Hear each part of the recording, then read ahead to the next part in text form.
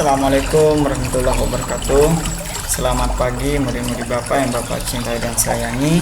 Alhamdulillah kita berjumpa kembali, bertemu kembali di pagi. Mudah-mudahan Allah selalu memberikan kesehatan kepada kita, keselamatan, kebahagiaan, selamat di dunia wal akhirah.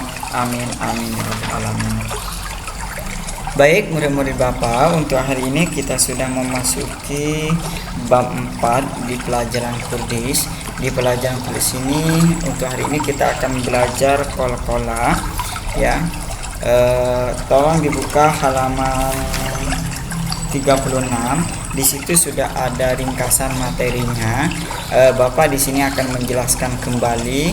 Nanti yang perlu kalian catat, kalian dipersilahkan untuk mencatat ya, sesuai dengan perintah Bapak. Oke, kita mulai dari pengertiannya dulu. Di buku sudah ada, Bapak hanya menyampaikan kembali. Kol-kolah itu apa artinya? Kol-kolah itu memantulkan atau pantulan ya, memantulkan bunyi ya, itu namanya kol-kolah. Memantulkan bunyi dikarenakan sukun atau karena ada waqaf ya. Itu arti kol-kolah. Kemudian lebih jelasnya Bapak akan menjelaskan bagian-bagian dari kol-kolah ya. Kol-kolah itu yang termasuk di dalam kol-kolah itu ada 5 huruf ya. Huruf dal, huruf jim, huruf qaf dan huruf ba ya. Kalau untuk mempermudah kalian boleh disingkatnya menjadi baju di toko gitu ya. Baju di toko, ba jim dal to qaf ya, atau batok jadi ya, ba to qaf jim dal gitu ya, atau kot bu jadin ya, yang biasa di dalam bahasa Arab itu kot bu jadin gitu ya, biasa disingkat seperti itu. Kol-kolah itu memantulkan, ingat ya. Oke, kol-kolah itu ada berapa? Di sini di dalam buku paket kalian itu sudah dijelaskan. Kol-kolah itu ada 2, ada suro dan ada kubro gitu ya. Yang pertama itu kol-kolah suro. Suro itu apa artinya? Kecil atau agak tipis ya. Kalau tipis itu tafkhim ya.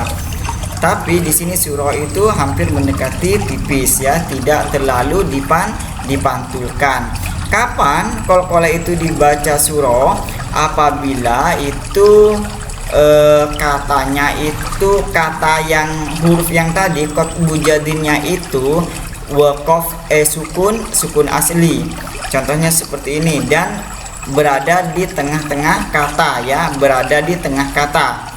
Kol-kolah yang berada di tengah kata atau dengan kata lain kol-kolah dengan sukun asli. Contohnya adroka, yang termasuk kol-kolah di sini dal. Dalnya ini ada di tengah kata, ini kata, adroka ini kata. Kemudian dalnya ini sukun di tengah-tengahnya ya. Sukun asli. Jadi dibaca adroka. Kemudian cara bacanya itu kecil, tidak pantulannya tidak kuat ya. Adroka gitu ya.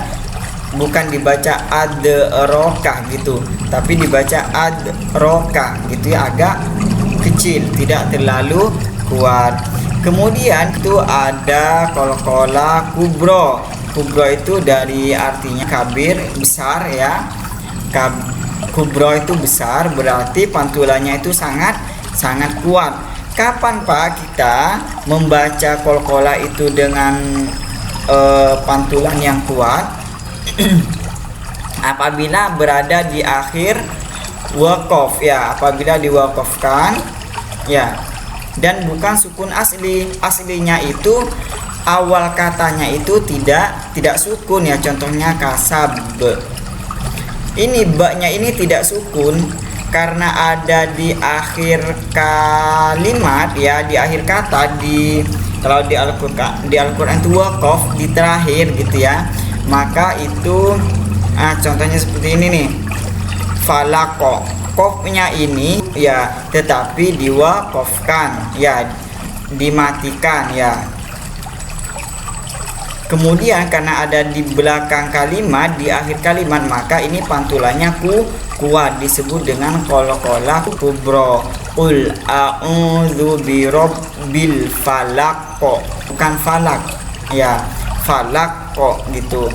Waqab ya, al-uqad gitu ya, pantulannya kuat. Beda dengan yang tadi ya, yang surah ad-roka, tidak roka, ada pantulan cuman tidak kuat ya, kecil pantulannya ad-roka. Kemudian yang kubro ini al-uqad, beda ya, al-uqad, ad-roka, al-uqad, ad-roka gitu ya. Kalian bisa harus bisa membedakan mana yang kubro, mana yang suro. Intinya kalau itu apabila huruf qalqalahnya itu berada di tengah-tengah kata ya. Kalau kubro itu berada di akhir kalimat atau di akhir kata ya. Oke, kasab gitu ya. Dan diwafkan ya, karena bukan sukun asli. Ini kan awalnya tidak mata, ada harkatnya. Oke, setelah itu untuk lebih jelasnya di sini sebenarnya sudah ada ya. Iqra bismi rabbikal ladzi khalaq. Ya, itu contohnya. Kemudian fawasatna bihi jam'a. Lanjut, yauma yakunun nasu kal farashil mabthuth. Al-mabthuth, bukan al-mabthuth. Memang itu dipantulkan cuma tidak terlalu kuat ya. Kemudian falahum ajrun ghairu mamnun. Ajrun bukan ajrun ya, bukan. Kemudian di bawah lagi wala antum abiduna ma a'bud ya, a'bud ya, itu yang nomor 5 al-kafirun, itu yang qalqalah kubro. Itu ya cara membedakan mana yang suro dan mana yang kubro. Untuk hari ini Bapak pengennya itu Al-Insan ayat 2 ya. Kita coba buka Al-Qur'annya. Kalian yang ditulis ini ya, pengertian qalqalah sudah. Kalian tulis ini macam-macam qalqalah. Kalian boleh tulis ini juga gak apa-apa, cuman karena di buku pakai sudah ada, kalian tinggal baca. Ini saja kalian tulis huruf-huruf qalqalah. Kemudian contohnya ini ya, kalian tulis, karena minggu depan kalian baca surah Quran surat ini ya, untuk praktek untuk tugasnya. Bapak akan bacakan contohnya ya, seperti apa pelafalannya, di mana yang suro, di mana yang kubro. Oke. Bismillahirrahmanirrahim. Inna khalaqnal insana min nutfatin amsyajin talihi faj'alnahu sami'an basira. Ya. Oke, ini semuanya ini termasuk qalqalah suro ya. Ini khalaqna ada di tengah. Kemudian nutfah ya, toknya mati ada di tengah. Kemudian ini kenapa Bapak baca amsyaj ya, karena Bapak tadi sukunkan, aslinya kan ini hidup ya, hidup, maka kemudian Bapak wakafkan, jadi ini menjadi qalqalah kubro, dipantulkan secara kuat. Oke, ulangi lagi. Bismillahirrahmanirrahim. Inna khalaqnal insana kana min nutfatin amsyajun nabtalihi faj'alnahu sami'an basira. Gitu ya. Ini Bapak tadi wakafkan, maka ini termasuk mad qalqalah. Kalau nggak diwakafkan, ini nggak termasuk qalqalah kubro ya. Kemudian yang kedua amsyajin nabtalihi, ya itu sudah nggak termasuk qalqalah lagi ya. Kalau yang pertama amsyaj itu qalqalah kubro. Oke, itu ya yang kalian perhatikan, kemudian yang kalian tulis itu saja. Kemudian ini tugasnya minggu depan ya, bukan sekarang. Tugas yang sekarang hanya di tematik. Oke, kita buka tematik. Untuk tematik gak ada materi.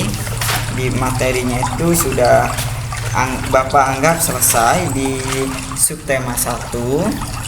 Tinggal tugasnya itu sama.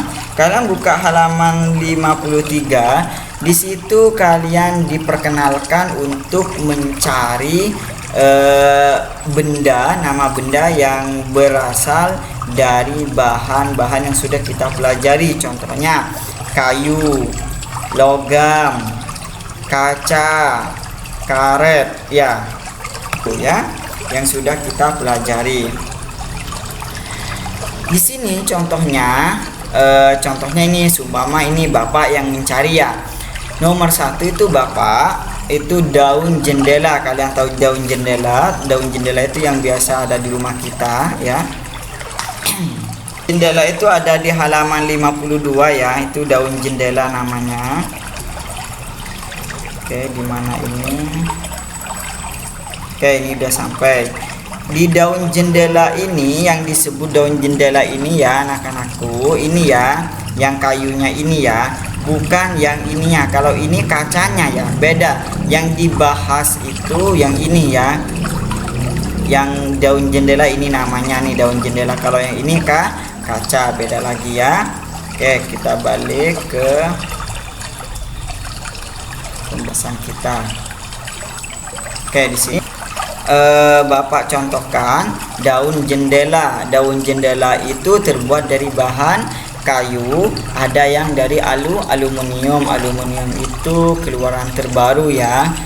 Kalau zaman dahulu mungkin belum ada kali ya, karena semuanya zaman dahulu itu pakai kayu ya. Termasuk zamannya Bapak itu kayu, kecuali orang-orang yang sudah modern mungkin dulu ya udah pakai aluminium. Kemudian kelebihannya dari bahan kayu itu apa?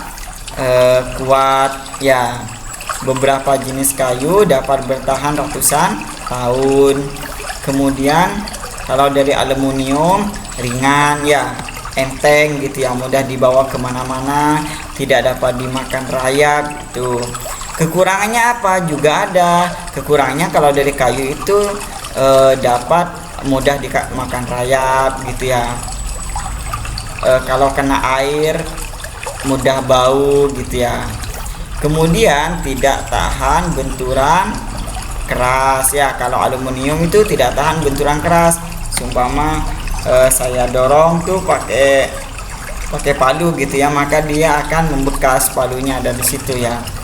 Oke, di sini contoh yang kedua sumpama pensil ya. Pensil itu atau apa ya? Ya pensil ya, pensil. Kemudian pensil itu terbuat dari apa? Dari kayu. Gak usah ada dua, gak apa-apa, satu aja. Pensil itu terbuat dari kayu.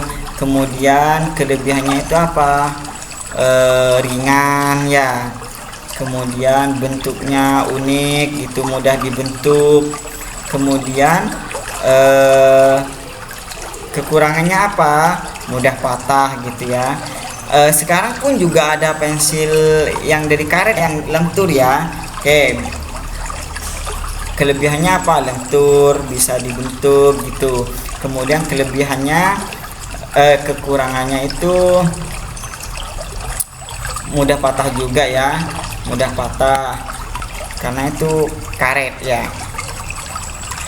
Nah, itu contohnya seperti itu. Kalian silahkan cari satu bahan saja ya, satu benda saja di sekitar kalian yang kalian ketahui yang terbuat dari plastik pun tidak apa-apa ya. Contohnya peci ya. Kalau peci itu terbuat dari kain ya. Enggak, kita agak bahas seumpama itu apa, cermin ya, cermin. Setelah itu apalagi, jam dinding, lampu gitu, terserah kalian. Nah, satu aja, nggak usah banyak-banyak. Kemudian tugas berikutnya itu di sini buat bantulah Siti menemukan ukurannya. Siti itu mengukur badannya ya. Kemudian di sini ada pengandaian ya dari Siti, seumpama 254. Jika dijadikan meter berapa gitu ya, jika dipecah maka ini yang 200 ini menjadi 2 ya, 2 meter ditambah 54 cm, berarti 2 meter ditambah 54 cm. Kalian kerjakan B, C, D, E. Oke, itu saja tugas untuk hari ini. Mudah-mudahan kalian paham dengan apa yang Bapak perintahkan. Terima kasih atas perhatiannya. Wassalamualaikum warahmatullahi wabarakatuh.